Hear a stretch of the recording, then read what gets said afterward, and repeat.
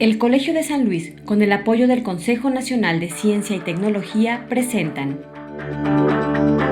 Lejos de casa, historias y narraciones de estudiantes sobre el COVID-19.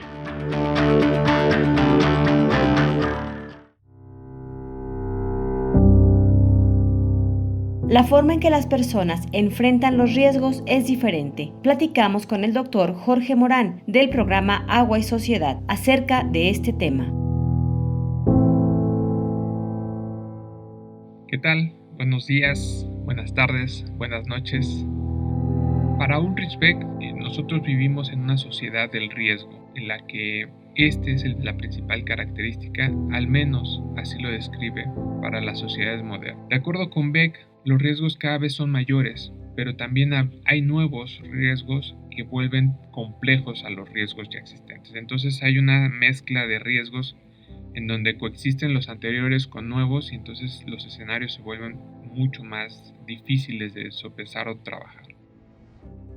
Y en los que el no saber se constituye, mejor dicho, el saber se constituye en un no saber. Porque pese a los avances que se presentan en la ciencia, nos damos cuenta que cada vez se conoce menos. Conforme avanza la ciencia se sabe menos sobre muchos procesos. Y creo que esto pasa con el tema del COVID.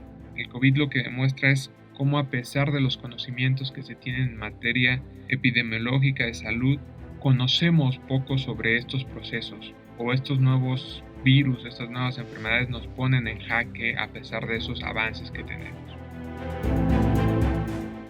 Alejandro Vera, Francia. Pues ya no quería investigar más allá porque dije, no, voy a ir allá y voy a ir todo nervioso, ¿no? Entonces se me cae mucho el pelo, sufro de estrés, entonces dije, no quiero investigar más porque pues me iba a poner mal. Entonces esto es un punto importante porque la información en desastres, en riesgos es trascendental para que uno pueda tomar decisiones y tener cierta seguridad de qué sí puedes hacer y qué no puedes hacer. Cuando no tienes, todo son especulaciones, ¿no? Y en realidad ese es un punto también que tendríamos que pensar como académicos. La responsabilidad que tenemos los que nos consideramos expertos o a los que nos llaman expertos en ciertas materias, tenemos una responsabilidad en la forma de transmitir la información hacia la población. No nos reparamos en que nosotros construimos desde nuestras narrativas, desde nuestras explicaciones, una noción del riesgo que puede generar en algunos una subestimación del riesgo, pero en otras una sobredimensión del riesgo. Y estos dos polos son los que estamos viendo que entran en conflicto en muchos momentos porque están quienes descalifican a los supuestos tontos que no entienden o a los supuestos valientes que asumen actitudes más responsables. Pero en realidad se trata de tener un entendimiento y una tolerancia del otro, porque no sabemos por lo que están pasando esas otras personas. Patricia Quintana, estudiante cubana, del doctorado de literatura en el Colegio de San Luis. Es que depende de qué tipo de personas no crean en el COVID, porque es que hay una gran cantidad de personas, supongo, analfabetas o semianalfabetas, que no tienen acceso, y en condiciones de pobreza, que no tienen acceso a la misma información a la que tenemos acceso nosotros. Entonces son personas mira, no te puedo decir que ignorantes porque no son personas ignorantes, son personas que viven su realidad y no tienen por qué creer en el virus. El virus existe, pero si a ellos no les ha llegado, no les ha tocado. Y también si son personas que pueden creer un discurso político, por ejemplo, porque además para eso se ha prestado el coronavirus, la pandemia, ¿no? Y entonces nos deja visible estas desigualdades, estas vulnerabilidades, estas diferencias que tienen las sociedades. Si nosotros tuviéramos en mente o tuviéramos presentes todos los riesgos a los que nos enfrentamos, simplemente no nos atreveríamos a despertar o a salir de la cama, porque entonces estaríamos pensando en todo lo que podía pasarnos en el día, en el transcurso del día, tanto física como emocionalmente, y entonces no nos atreveríamos a enfrentar. Y entonces este es un mecanismo que parece que estamos encontrando en muchos segmentos de la población que deciden salir y hacer frente, no paralizarse frente a una pandemia, lo cual no significa que esté bien o que está mal, es simplemente mecanismos que ellos desarrollan para poder subsistir a algo que les está generando un cambio en su modo de vida. Sergio Arroyave, estudiante colombiano del doctorado en Ciencias Sociales en el Colegio de San Luis. En mi familia siempre hemos estado, pues siempre como hay algún enfermo, ¿cierto? Por ejemplo, mi hermano murió de cáncer, yo también tuve cáncer, mi mamá siempre ha estado muy enferma de un montón de enfermedades, entonces creo que el creer, pues cuando hablan de esta cuestión del virus es muy fácil aceptar, ¿cierto? Aceptar que existe. También en una como de mis temas de la investigación es la malaria. La malaria pues me ha acercado mucho a esa cuestión de antropología de la salud. Entonces pues no creerlo sería pues como ir en contra de un montón de experiencias que ya he tenido, ¿cierto? Entonces más bien me puse a investigar qué era el COVID, cómo era, o asistir a ciertas conferencias sobre el COVID, más que decir que eso no existe o que sí existe o que es un complot pues de China y esas cosas, no. No puedes dejar de hacer tus actividades porque no hay una forma, no tienes los mecanismos económicos, pero también está en la parte psicosocial, que buscas una respuesta que te permita hacer frente a algo desconocido, algo de lo que no tienes control y que no puedes controlar, y que esa es una forma de enfrentarte a esto, ¿no? No puedes salir porque no tienes los recursos para quedarte en casa. Irma Ibarra, madre de Alejandro Vera. Pues ahorita pues a nosotros no nos ha afectado mucho, gracias a Dios, porque pues nos han dejado trabajar, somos comerciantes y tenemos un puesto de comida y pues gracias a Dios nos han dejado trabajar. Tocante a eso no nos ha afectado mucho como a otros pobres que sí de plano. Pues porque en verdad pues no han ayudado como deben de ayudar hacia ciertas, porque hay personas que, a lo menos aquí en Juárez, hay personas que no tienen ni qué comer y pues mal.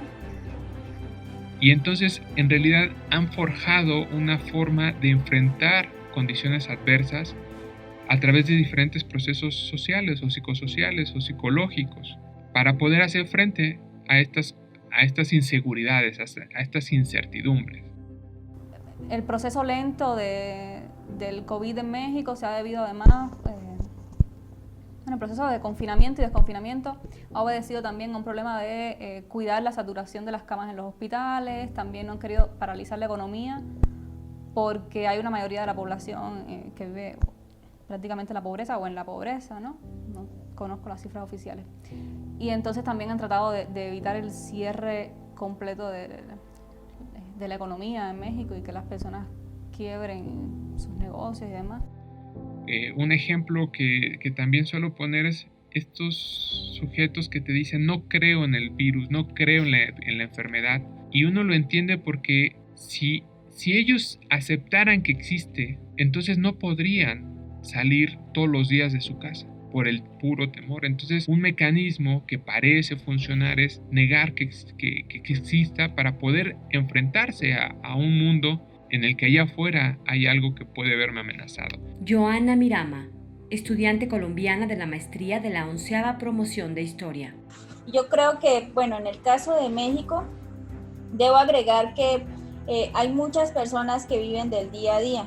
Entonces, para ellos es muy difícil no salir porque precisamente es lo que hacen pues para mantener sus familias y más si hay hijos de por medio. Entonces también hay que ser conscientes de que pues hay muchas personas que viven del trabajo informal y realmente se les hace imposible quedarse en la casa en pleno confinamiento, que pues pasa igualmente en Colombia. Personas que llegan con su carrito vendiendo cosas y pues es lo que comen ellos, es lo que se hacen del día. Entonces creo que es difícil porque pues esa es la realidad socioeconómica que viven la mayoría de las ciudades en Latinoamérica.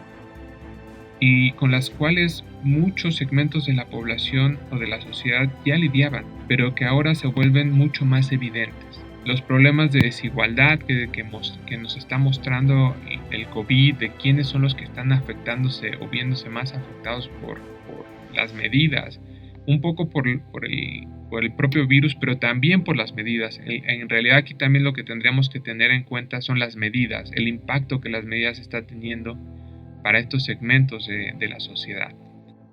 Y en el caso colombiano ha sido muy rígido, pero también hay que ser conscientes pues que en Colombia también muchas personas viven del trabajo informal. Entonces, aplicar la medida en ciertos lugares, en ciertas ciudades ha sido como una injusticia porque pues hay mucha gente que se está muriendo de hambre, pero debe cumplir con el confinamiento porque si no se les otorga una multa o una sanción por salir. Entonces creo que eso ha sido una problemática. Ahorita en este momento, aparte de la cuarentena que se estableció, incluso se alargó hasta el 15 de julio, es el pico y placa. Pico y placa es como una restricción de las personas que deben salir precisamente a comprar comida, pero va de acuerdo al número de identificación, a números pares, a números impares. En el caso de Bogotá se aplicó este pico y placa, pero para los géneros. O sea, un día van a salir las mujeres y un día van a salir los hombres. Y pues ahorita como estamos en el siglo XXI, donde la comunidad LGBT pues ya tiene más poder a nivel mundial, pues el pico y placa por género fue un problema precisamente porque no identifica este tipo al grupo LGBT. Entonces ha tenido como sus pros y sus contras estos dos programas. Leonardo Meléndez, estudiante colombiano del doctorado en Historia. Al principio sí hubo un cierre prácticamente total. Sí se han entregado ayudas, pero muchas ayudas no han llegado a las personas pobres. La mayoría aquí en Colombia trabajan bajo la informalidad. Incluso la comunidad LGBT se ha visto afectada porque aquí aplicaron el pico y cédula y género. Es decir, de acuerdo a tu género, así podría salir. Entonces fue una medida bastante criticada, sobre todo para las personas que son trans. Entonces, y más cuando la policía no está formada para tratar con esas personas. Entonces es bastante complicado. Ahora digamos que hay aislamiento inteligente, una reactivación progresiva de ciertos sectores de la economía, pero obviamente teniendo ciertas precauciones de bioseguridad.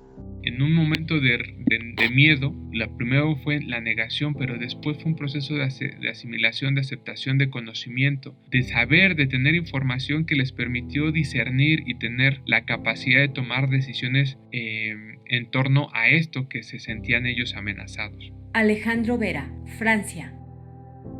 Ok. Sí, de hecho teníamos miedo porque un amigo de allá, su prima o algo así, había tenido contacto hace como 5 días y estaba embarazada y se contagió de COVID. Entonces fue ahí como, pues sí, nos entró mucho miedo, ¿no? Entonces, no sé, de hecho, bueno, yo digo que no me dio, pero sí tenía unos síntomas medio raros cuando llegué aquí a México, pero pues no, no sé la verdad.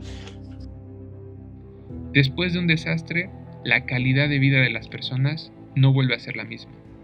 Y después de esta pandemia, la calidad y las condiciones de vida de muchos segmentos de la población no volverá a ser la misma. Esto es solo una parte de todo el espectro de situaciones que toman lugar al encontrarse lejos de casa, ante una situación extraordinaria como la que nos atraviesa. Sin duda, registrar y escuchar las experiencias en ese contexto es de vital importancia para aprender, evolucionar y construir juntos. Les invitamos a escuchar los siguientes episodios del podcast Lejos de Casa, historias y narraciones sobre el COVID-19. Para conocer más de los testimonios y colaboraciones, visita https://lejosdecasa.colsan.edu.mx.